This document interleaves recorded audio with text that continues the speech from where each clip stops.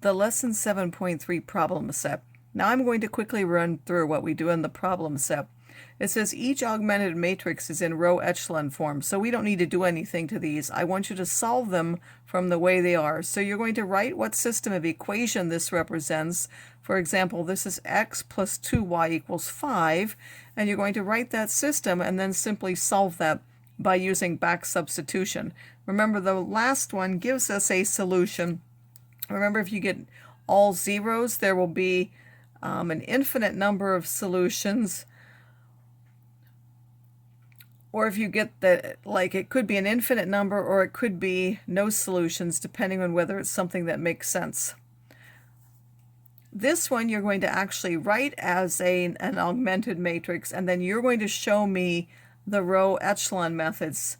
You're going to tell me what you do again to get ones on the diagonal and a 0 in the bottom part. So you have to actually show me the work to get it in a form like this. And the same here. You're going to actually do those row operations in order to get it into a lower triangular matrix. And the second part, you're going to do it by the reduced row echelon method. That means you need to not only get ones in the diagonal, but you need to get zeros above and zeros below. Again, you need to show me what you did. You can use your calculator to check your answers, but I need you to show me actually what you did for the rows. And then the final page, you're going to actually use your graphing calculator to do that.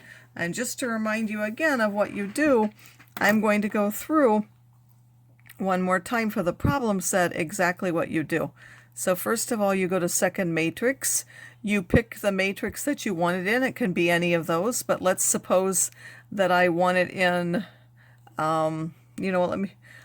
let's suppose that I want it in matrix A. We'll just put it in A again. Oh, sorry.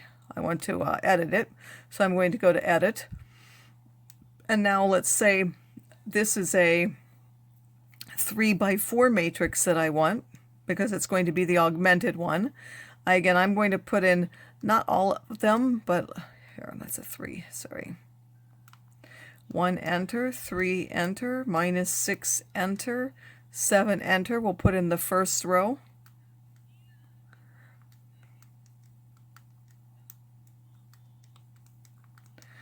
And then after I get my matrix in again, if I want it row echelon, I'm going to do what? So again, I have to quit. And then if I go back to matrix, I pick math.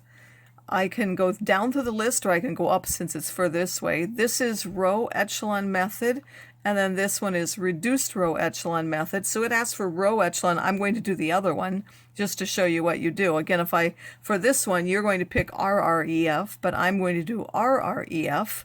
And then I want the matrix A, so I go back to second matrix. I choose A, it's highlighted. I can just hit enter. If I wanted one of the other ones, I could push 5, or I can move my cursor down. But I just hit enter, and then I find that matrix.